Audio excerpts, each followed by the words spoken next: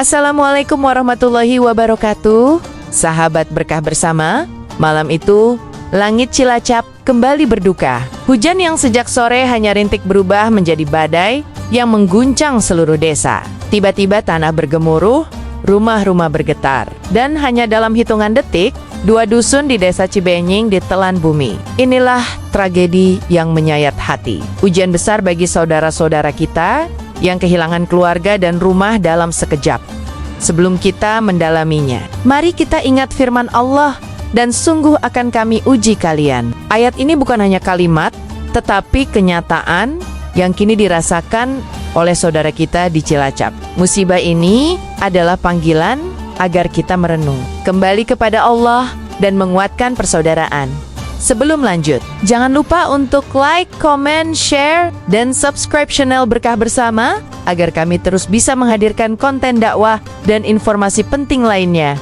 Malam itu, hujan turun tanpa henti. Tanah yang sebelumnya tampak baik mulai jenuh dan bergeser perlahan. Warga mendengar suara gemuruh dari arah tebing, namun tak sempat memeriksa. Sekejap kemudian tanah runtuh dengan kekuatan besar, menyapu rumah dan seluruh isi dusun Tarukahan serta Cibuyut. Lampu padam, teriakan bercampur dengan suara tanah yang menelan bangunan. Peristiwa itu terjadi begitu cepat, membuat banyak orang tidak sempat menyelamatkan diri. BNPB mengonfirmasi bahwa penyebab utama longsor adalah curah hujan ekstrem dan struktur tanah yang sudah labil. Retakan besar di tanah telah muncul sebelumnya, namun hujan hari itu mempercepat keruntuhan. Inilah kombinasi bencana yang tidak bisa dicegah. Data terbaru menyebut 47 orang terdampak. Sebanyak 23 warga berhasil selamat, meski beberapa mengalami luka dan trauma mendalam. Mereka yang selamat bercerita bagaimana mereka berlari hanya beberapa detik sebelum rumah mereka dihancurkan oleh tanah longsor.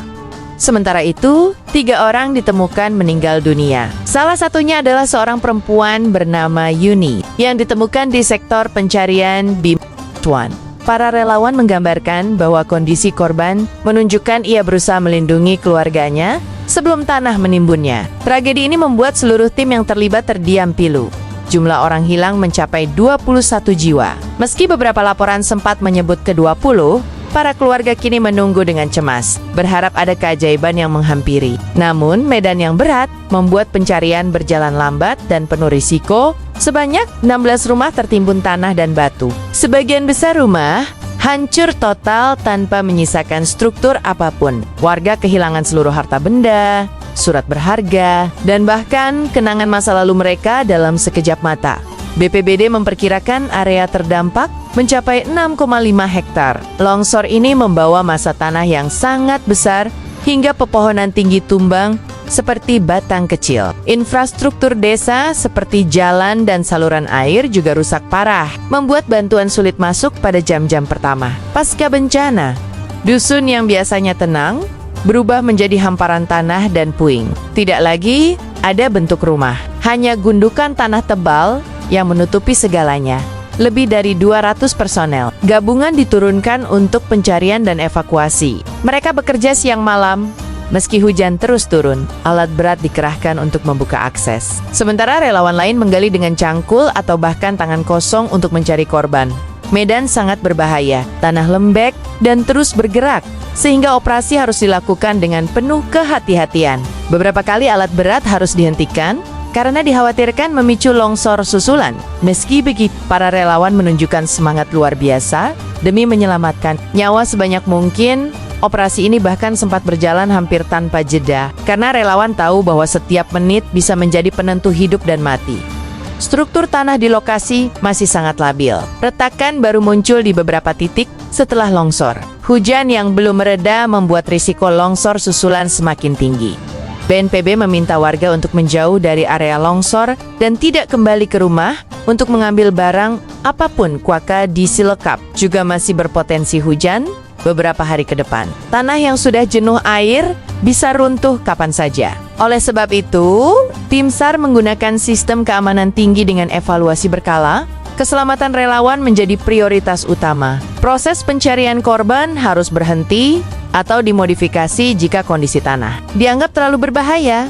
BNPB memastikan 28 keluarga harus direlokasi ke tempat yang lebih aman. Wilayah mereka kini masuk dalam zona merah karena kondisi tanah yang tidak stabil dalam jangka panjang. Keputusan ini diambil demi keselamatan warga. Meski terasa berat, karena mereka harus meninggalkan tanah dan rumah yang telah mereka huni selama bertahun-tahun.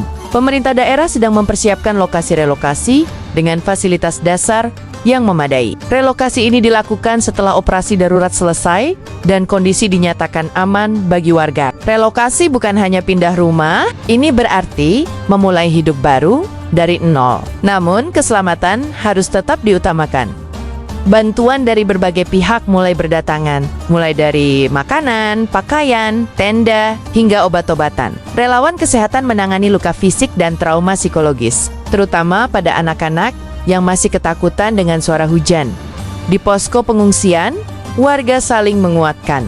Ada yang kehilangan anak, ada yang kehilangan orang tua, dan ada yang kehilangan seluruh keluarganya. Kesedihan itu nyata, namun mereka berusaha tetap tegar. Solidaritas masyarakat Indonesia kembali terlihat. Bantuan mengalir dari berbagai komunitas, membuktikan bahwa dalam musibah, hati kita tetap menyatu. Musibah ini mengingatkan kita bahwa dunia hanyalah sementara. Allah menurunkan ujian bukan untuk menghancurkan, tetapi untuk menguatkan dan menghapus dosa-dosa kita. Tidak ada musibah yang turun tanpa izin Allah, dan tidak ada ujian yang diberikan melebihi batas kemampuan hambanya. Kita diajarkan untuk tidak sombong terhadap kekuatan manusia. Dalam satu kejadian saja, bumi bisa berubah dari tempat tinggal menjadi sumber bencana. Disinilah pentingnya meningkatkan iman dan tawakal kepada Allah. Selain itu, musibah mengajarkan kita arti kepedulian. Kita diminta untuk menolong saudara kita yang membutuhkan, karena disitulah nilai kemanusiaan dan keimanan teruji. Kita harus belajar dari kejadian ini. Wilayah rawan longsor perlu dipetakan dengan jelas, dan warga harus mendapat edukasi tentang mitigasi bencana. Pemerintah dan masyarakat harus bekerja bersama untuk memperbaiki sistem drainase, membuat dinding penahan tanah, dan menanam pohon berakar kuat.